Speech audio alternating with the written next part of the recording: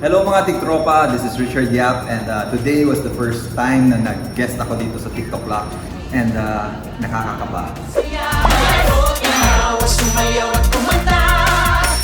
Because kailangan mo sumagot ng mga questions and you're not playing for yourself but you're playing for somebody else na gusto mo talaga na manalo siya.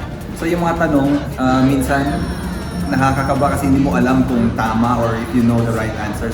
Pero at least meron tayong mga lifeline dito na tumutulong sa atin. And ang saya ng show. Sobrang saya. Even though minsan kinakabahan ka, ang saya. Kasi ang ganda sa pakiramdam na nakakatulong ka sa ibang tao. The air in the studio was very electrifying kasi ang lakas ng energy na lahat na nandun. Kaya ang saya talaga. Sila Mamang at si Kuya Kim, magkasama kami dati.